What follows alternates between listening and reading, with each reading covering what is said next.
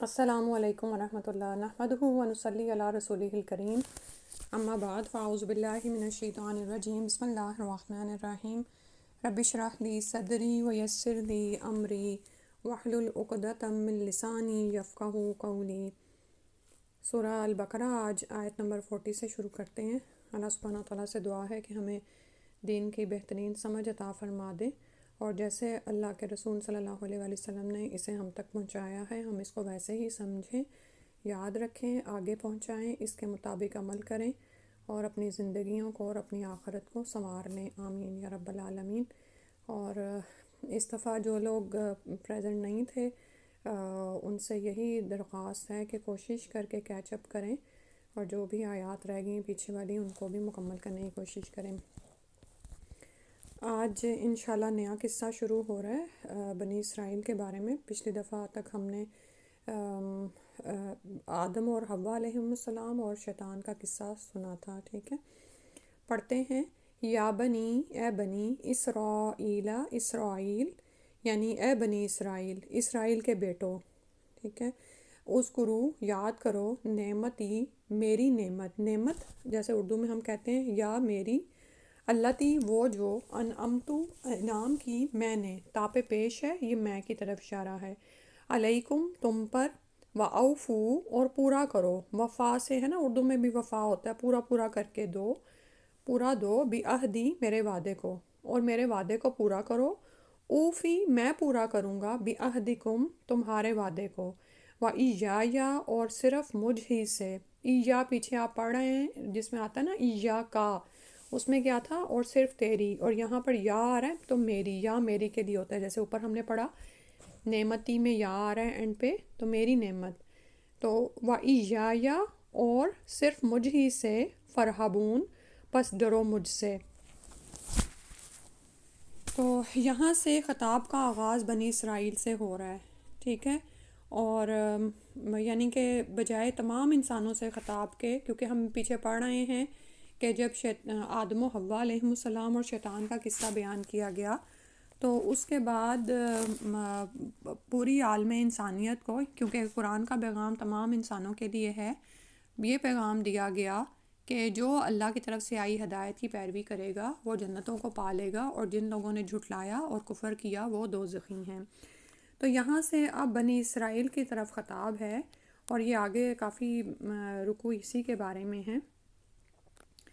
اور بنی اسرائیل، اسرائیل جو ہے وہ دراصل اس کا معنی عبداللہ ہے، اور یہ یعقوب علیہ السلام کا لقب تھا، اور بنی اسرائیل سے مراد ان کی اولاد یعنی یہودی قوم ہے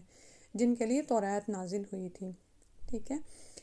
اب یہود مدینہ میں بکثرت آباد تھے، یعنی قرآن اتر رہا ہے، مسلمان مدینہ میں ہیں، ہجرت کر کے یہاں پہنچے ہیں، اور یہود بھی ارد گرد آباد ہیں۔ ان کے بڑے بڑے 3 قبائل تھے جو کہ مدینہ کے اطراف میں آباد تھے۔ سیدنا اسحاق علیہ السلام سے لے کر ان میں تقریباً 4000 نبی آ چکے تھے، ٹھیک۔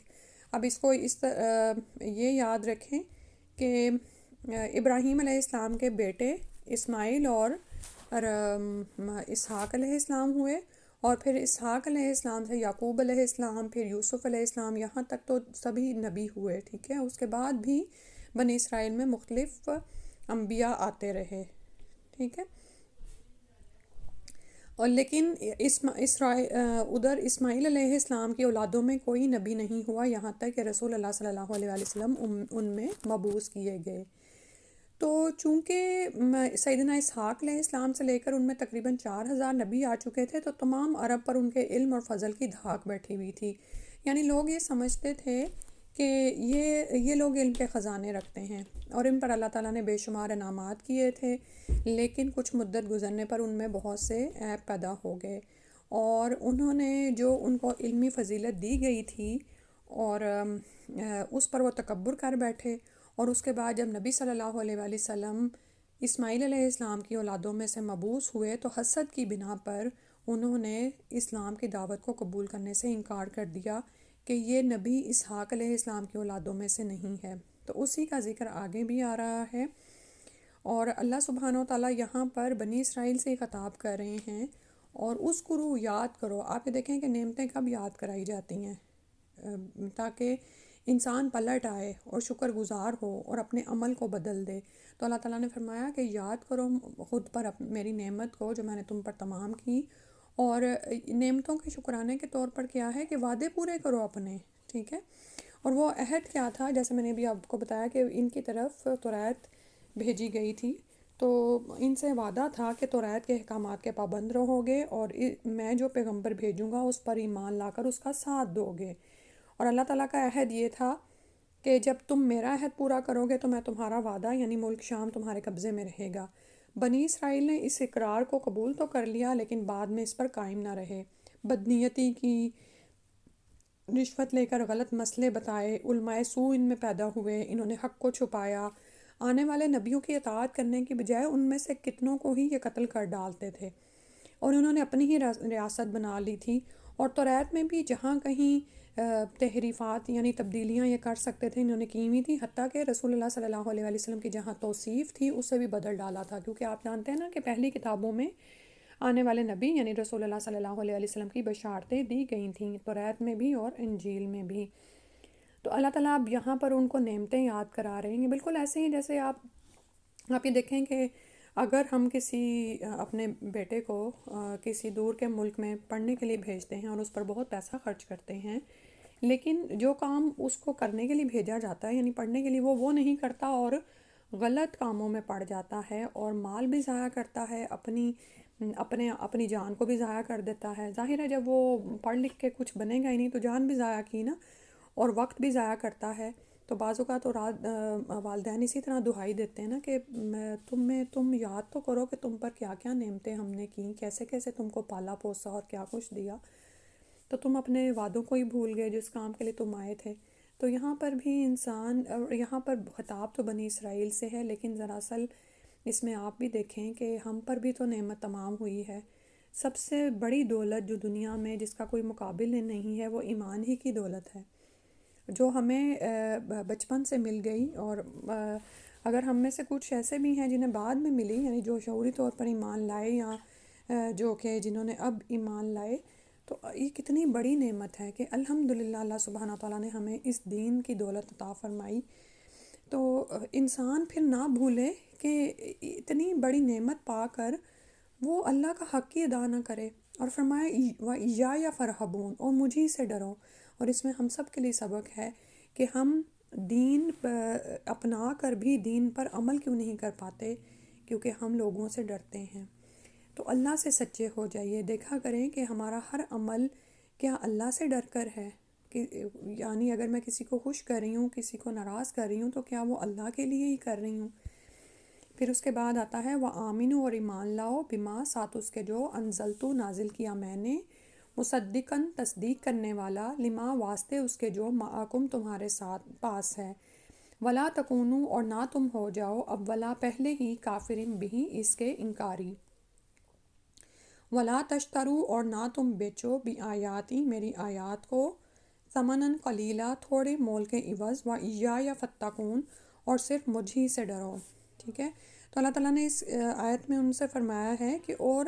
اس کتاب پر ایمان لاؤ جو میں نے نازل کی، یعنی قرآن پر۔ یہ کتاب اس کتاب کی تصدیق کرتی ہے جو تمہارے پاس ہے، یعنی جو تمہارے پاس یعنی توریت ہے، قرآن تو اس کی تصدیق کرتی ہے، لہٰذا اس کے سب سے پہلے منکر تم ہی نہ بنو، نہ ہی میری آیتوں کو تھوڑی سی قیمت کے عوض بیچ ڈالو، اور ڈرو تو صرف مجھ ہی سے ڈرو۔ تو عقائد، اخبار انبیاء یعنی انبیاء کی خبریں اور احوال آخرت تمام الہامی کتابوں میں تقریباً ایک ہی جیسے ہیں۔ اللہ سبحانہ و تعالیٰ نے آدم علیہ السلام سے لے کر رسول اللہ صلی اللہ علیہ وآلہ وسلم تک ایک ہی دین اتارا، اور وہ دین اسلام ہے، جس کی بنیاد توحید پر ہے، ٹھیک ہے۔ اور اسی طرح جو بھی کتاب اتاری گئی اس میں سچ ہی بیان کیا گیا، چاہے وہ انبیاء کے واقعات ہوں یا آخرت کے احوال ہوں جو ہم سب کو پیش آنے ہیں۔ تو یہ کیا ہے کہ یہاں پر اسی بات کو فرمایا جا رہا ہے کہ قرآن توریت کی تصدیق کر رہا ہے، تو انہیں کہا گیا اور توریت تمہارے پاس ہے، ولا تکونوا اولا کافر بھی، تو تم قرآن کے ہی منکر نہ بن جاؤ، پہلے ہی منکر نہ بن جاؤ۔ یعنی آپ یہ دیکھیں کہ لوگ یعنی امی لوگ جو ہیں، جیسے ابھی میں نے بتایا کہ وہ ان سے امپریس رہتے تھے، مروب ہوتے تھے کہ یہ اہل علم و فضل ہیں، اور ان کے اندر اتنے انبیاء آئے اور یہ اپنے علم کی دھاک بھی لوگوں پر بٹھاتے تھے۔ تو امی اہل عرب اور ان کی اولادیں نسلیں انہی کی طرف دیکھ رہی ہوتی تھیں۔ تو فرمایا کہ آپ یہ دیکھیں کہ جب کوئی بڑا کسی چیز کا انکار کرتا ہے نا تو باقی جو اس کے فالورز ہوتے ہیں وہ یہی کہتے ہیں ہاں بھئی اس نے جو کہہ دیا تو ٹھیک ہی کہہ رہا ہوگا، تو باقی بھی اسی کے روش پر عمل کر رہے ہوتے ہیں۔ تو اللہ تعالیٰ نے فرمایا تم ہی پہلے اس کے کافر نہ بن جاؤ، اور اگر کافر بن جاؤ گے تو نقصان اور بھی تمہارا ہی ہے کہ سب کے گناہ کا حصہ بھی تمہیں پر ہوگا۔ اور اس میں ایک حدیث آ رہی ہے جو ہم پڑھ لیتے ہیں۔ اہل کتاب کے ایمان لانے پر دوہرا اجر ہے۔ سیدنا ابو موسیٰ اشعری رضی اللہ عنہ کہتے ہیں کہ رسول اللہ صلی اللہ علیہ وسلم نے فرمایا 3 آدمیوں کے لیے دوہرا ثواب ہے۔ ایک تو وہ اہل کتاب جو اپنے پیغمبر پر ایمان لایا، پھر محمد صلی اللہ علیہ وسلم پر ایمان لایا۔ دوسرے وہ غلام جو اللہ کا بھی حق ادا کرے اور اپنے مالکوں کا بھی۔ تیسرے وہ شخص جس کے پاس ایک لونڈی ہو جس سے وہ محبت کرتا ہو، اسے اچھی طرح ادب سکھائے، پھر آزاد کر کے اس سے نکاح کر لے تو اس کے لیے دوہرا اجر ہے۔ عامر شعبی نے صالح سے کہا ہم نے یہ حدیث تمہیں مفت بتا دی جبکہ لوگ اس سے کم درجے کی حدیث کے لیے مدینہ جایا کرتے تھے۔ یہ بخاری کتاب العلم کی حدیث ہے۔ اس کے بعد فرمایا ولا تشتروا بآیاتی ثمنا قلیلا۔ اس پہ ابھی جیسے اوپر بھی بات ہوئی کہ کیا کرتے تھے کہ اپنی کتاب کو انہوں نے بدل ڈالا تھا، دنیاوی مفادات کو حاصل کرنے کے لیے اپنی مرضی کے فتوے دیتے تھے جن میں ان کے فائدے چھپے ہوئے ہوتے تھے، ٹھیک ہے۔ اور تو اللہ کی آیات کو تو بیچنا ہی نہیں چاہیے۔ ثمناً قلیلا کہہ کے دراصل اس طرف اشارہ ہے کہ جو بھی کچھ تم لے رہے ہو وہ آخرت کے مقابلے میں تو بہت ہی قلیل ہے، اور جو تم کر رہے ہو اس کے بدلے تو تم آخرت کا عذاب ہی مول لے رہے ہو۔ وَإِيَّايَ فَاتَّقُونَ، اور پھر فرمایا گیا اور صرف مجھ ہی سے ڈرو۔ یعنی آپ یہ دیکھیں کہ انسان دین پر عمل کیوں نہیں کرتا ہے، کیوں وہ اس میں پڑ جاتا ہے؟ لوگوں کے وجہ سے اور دنیاوی مفادات کے لیے، اور وہ اللہ کے ہی دین کو بدل ڈالتا ہے، ٹھیک ہے۔ اللہ کا خوف اس طرح سے اس کے اندر نہیں ہوتا۔ پھر اس کے بعد فرمایا وَلَا تَلْبِسُوا الْحَقَّ بِالْبَاطِلِ وَتَكْتُمُوا الْحَقَّ وَأَنْتُمْ تَعْلَمُونَ، اور نہ تم تلبسو ملاؤ گڈمٹ کرو الحق حق کو بالباطلی باطل کے ساتھ، وَتَكْتُمُوا اور نہ تم چھپاؤ الحق حق کو، حالانکہ تم تعلمون تم جانتے ہو، علم رکھتے ہو۔ حق کو باطل کے ساتھ گڈمڈ نہ کرو۔ ایک ان کا یہ بھی تھا کہ یعنی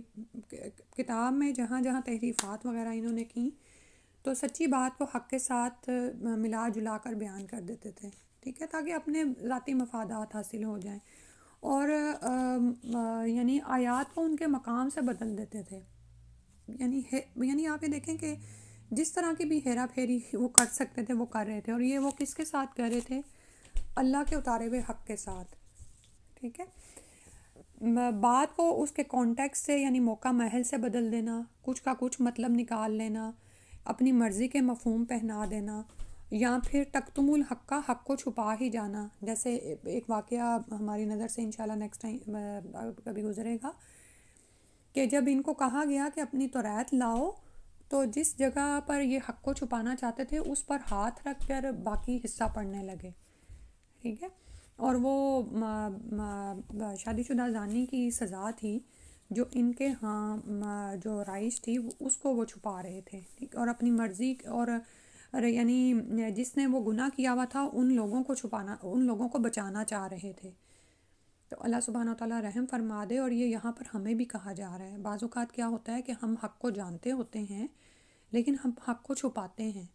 کہ اب لوگ کیا کہیں گے کہ میں تو خود نہیں اس پر عمل کرتی تو میں دوسروں کو کیا بتا رہی ہوں، ٹھیک ہے۔ اور بعض اوقات اور بھی ذاتی مفادات ہوتے ہیں، یعنی کہ اپنی مرضی کے فتوے لوگوں کو دینا کہ اس سے تھوڑا سا مالی فائدہ حاصل کر لیں، اور بعض اوقات حق کو توڑ مڑوڑ کر پیش کرنا یا حق کو چھپا ہی جانا۔ وَأَنْتُمْ تَعْلَمُونَ، اور یہ کہہ کر اس میں یہ اشارہ کیا گیا کہ دیدہ دانستہ، یعنی تمہیں پتہ بھی ہے کہ تم کیا کر رہے ہو۔ یعنی ایک تو یہ نا کہ انسان بھول چوک کر بیٹھے، نہیں، تم جانتے بھی ہو کہ تم کیا کر رہے ہو اور یہ تم کرتے ہو۔ وَأَقِیمُوا الصَّلَاةَ، اور قائم کرو نماز کرو، وَآتُوا الزَّکَاةَ، اور زکوٰۃ ادا کرو، وَارْکَعُوا مَعَ الرَّاکِعِینَ، اور رکوع کرنے والوں کے ساتھ رکوع کیا کرو۔ تو نماز اور زکوٰۃ ہر زمانے میں دین اسلام کے اہم ارکان رہے ہیں۔ جیسے ابھی میں نے بتایا کہ آدم علیہ السلام سے لے کر رسول اللہ صلی اللہ علیہ وسلم تک ایک ہی دین آیا ہے، اور قیامت والے دن سب سے ایک ہی دین مطلوب ہوگا کہ اس کی پیروی کی تھی کہ نہیں، اور وہ دین اسلام ہے۔ تو اور اسی طرح نماز اور زکوٰۃ بھی ہر شریعت میں رہی ہے۔ یہ اور بات ہے کہ اس کے تھوڑے ارکان و شرائط مختلف ہوں۔ یہود میں نماز باجماعت کا اہتمام نہیں تھا، ان کی نماز میں رکوع بھی نہیں تھا، اور یہود نے نماز ادا کرنا بالکل ہی چھوڑ دیا تھا، اور زکوٰۃ ادا کرنے کے بجائے سود کھانا شروع کر دیا ہوا تھا۔ اس آیت میں انہیں تنبیہ کی جا رہی ہے کہ تمام امور میں نبی آخر زمان نبی صلی اللہ علیہ وسلم کی اتباع کرو۔ اس آیت اور اس سے اگلی 3 آیات میں خطاب یہود اور مسلمانوں میں مشترک ہے، کیونکہ آپ یہ دیکھیں کہ ہماری شریعت میں بھی نماز باجماعت ادا کرنا بہت فضیلت رکھتا ہے، اور بلا کسی عذر کے جماعت کو چھوڑنا کبیرہ گناہ ہے، جیسا کہ درج ذیل حدیث سے واضح ہوتا ہے۔ نماز باجماعت کی فضیلت اور فوائد، سیدنا عبداللہ بن عمر رضی اللہ عنہ کہتے ہیں،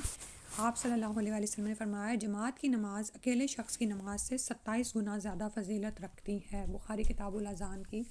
حدیث ہے۔ اچھا، یہاں پر میں بات کرتے ہوئے مجھے ایک بات آپ سے کہنی ہے کہ جب آپ قرآن کو پڑھ رہے ہیں، سمجھ رہے ہیں، تو یاد رکھیے کہ اگرچہ کہ خطاب یہود سے ہے، جیسے پیچھے ہم نے دیکھا یا بنی اسرائیل، تو لیکن چونکہ کتاب ہمارے ہاتھوں میں، ہم اس کو پڑھ رہے ہیں، اس کا ہر حکم ہمارے لیے ہے، ٹھیک ہے۔ تو یہ سوچ کر ان قصوں سے آگے گزر جانا کہ یہ باتیں تو پہلوں کی ہو رہی ہیں، نہیں، اس میں تمہارا ہی ذکر ہے، فیہ ذکرکم، انسان کے لیے قرآن کی ہر آیت میں نصیحت ہے، بس انسان نصیحت پکڑنے والا ہو،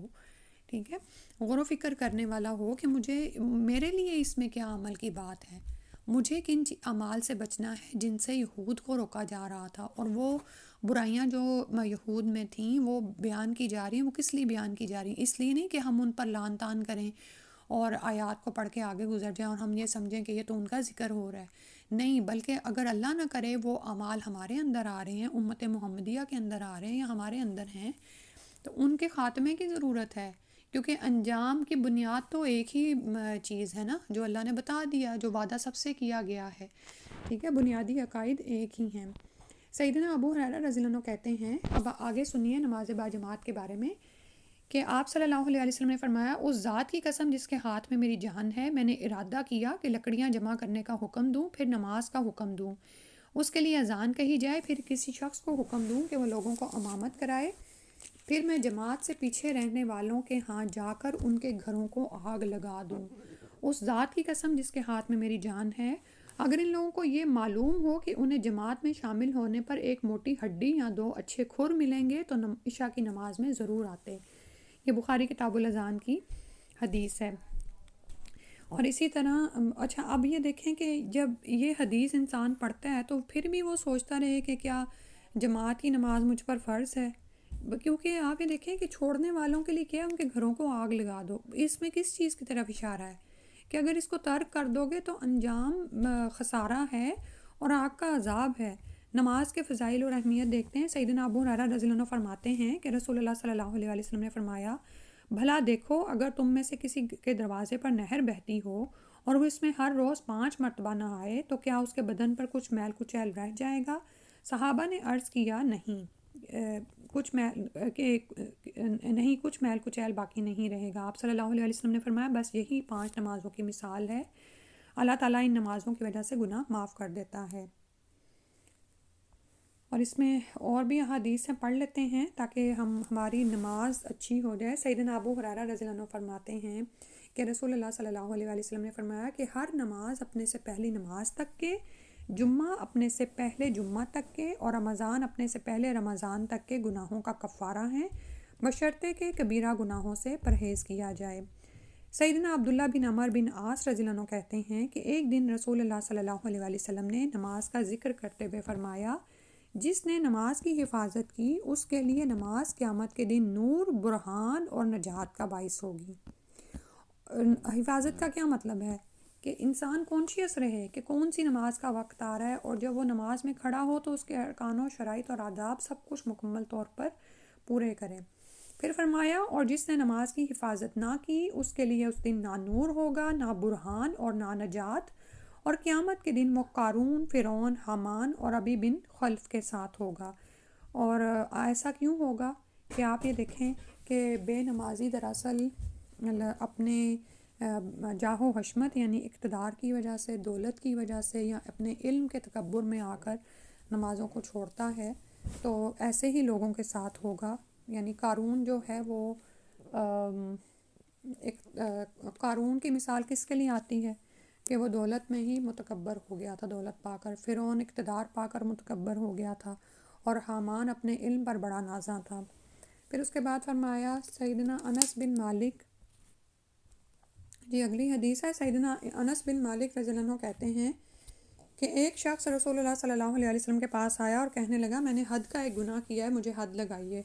آپ صلی اللہ علیہ وسلم نے اس سے کچھ نہیں پوچھا، اتنے میں نماز کا وقت آ گیا اور اس نے آپ صلی اللہ علیہ وسلم کے ساتھ نماز پڑھی۔ وہ شخص پھر کھڑا ہو کر کہنے لگا یا رسول اللہ صلی اللہ علیہ وسلم، میں نے ایک حدی گناہ کیا ہے، آپ کتاب اللہ کے مطابق مجھے سزا دیجیے۔ آپ صلی اللہ علیہ وسلم نے فرمایا کیا تو نے ہمارے ساتھ نماز نہیں پڑھی؟ وہ کہنے لگا ہاں پڑھی ہے۔ آپ صلی اللہ علیہ وسلم نے فرمایا تو بس اللہ نے تیرا گناہ اور تیری سزا کو معاف کر دیا۔ یہ بخاری کتاب المحاربین کی حدیث ہے، اور سبحان اللہ نماز کی فضیلت بیان کی جا رہی ہے۔ اس کے بعد جو ہے وہ آتوا الزکوٰۃ، اور زکوٰۃ ادا کرو، اور اس کی طرف سے بھی عموماً لوگ غفلت برتتے ہیں۔ تو جب آپ کا مال حد نصاب کو پہنچ جائے اور آپ کو پر زکوٰۃ فرض ہو جائے تو اس کی ادائیگی بے پناہ ضروری ہے، کیونکہ اس کی ادائیگی نہ کرنے پر قیامت والے دن عذاب بہت ہے۔ اللہ سبحانہ تعالیٰ ہم پر رحم فرما دے۔ آپ یہ دیکھیں کہ یہاں پر یہودی امت کی بات ہو رہی ہے کہ انہوں نے زکوٰۃ ادا کرنے کی بجائے سود کھانا شروع کر دیا تھا، اور ہم یہ دیکھتے ہیں کہ آج مسلمانوں کا کیا حال ہے کہ ہم میں بھی سود کس طرح سے رائج ہوتا چلا جا رہا ہے، یعنی رواج ہی پاتا چلا جا رہا ہے، اور لوگ اس کو کوئی بڑا گناہ سمجھتے ہی نہیں ہیں۔ اور دوسری طرف زکوٰۃ دیتے ہوئے لوگ اتنا یعنی کہ لیت و لال کرتے ہیں، حالانکہ یہی تو ان کے مال کی حفاظت کرنے والی اور ان کی آخرت کو بچانے والی ہے۔ اللہ سبحانہ تعالیٰ ہمیں دنیا کے لالچ سے نکالے اور ہمیں ہماری آنکھیں آخرت کی طرف سے کھول دے۔ ورکعوا مع الراکعین، رکوع کرنے والوں کے ساتھ رکوع کرو، یعنی جماعت کا بیان ہے جس کے بارے میں ابھی ہم نے پڑھا، اور جماعت کا ساتھ بہت ضروری ہے، اور یہ صرف مردوں کے لیے نہیں، ہم عورتوں کو بھی چاہیے کہ جہری نمازوں میں کبھی مساجد میں حاضر ہوں۔ اس سے کیا ہوتا ہے ایمان میں ایک چاشنی نصیب ہوتی ہے۔ اور اسی طرح اگر آپ گھر میں بھی رہنے والی خاتون ہیں تو کوشش کیا کیجئے کہ کبھی ہفتے میں ایک بار یا 2 بار یا مہینے میں 2 بار دروس میں شریک ہوا کریں، کیونکہ جماعت میں جا کر انسان بہت کچھ سیکھتا ہے، تعلیم حاصل کرتا ہے، پھر اس کو لوگوں سے مل کر دین پر استقامت کرنے کے لیے یعنی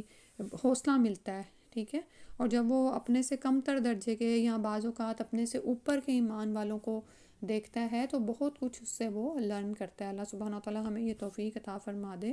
کہ ہم اپنی زندگیوں میں ہی نہ پڑے رہیں، بس دنیا کی زندگی کی فکر نہ کرتے رہیں، بلکہ ہماری اصل ہم اور غم آخرت ہو، جس کے لیے یہ سب کچھ ضروری ہے کہ ہم دین کا علم حاصل کریں، لوگوں سے سیکھیں، ان کو سکھائیں۔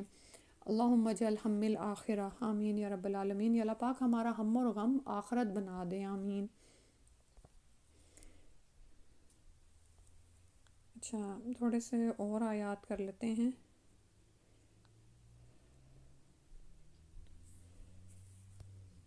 اتأمرون الناس، کیا تم حکم دیتے ہو لوگوں کو، بالبر نیکی کا، وتنسون اور تم بھول جاتے ہو، انفسکم اپنے نفسوں کو، حالانکہ انتم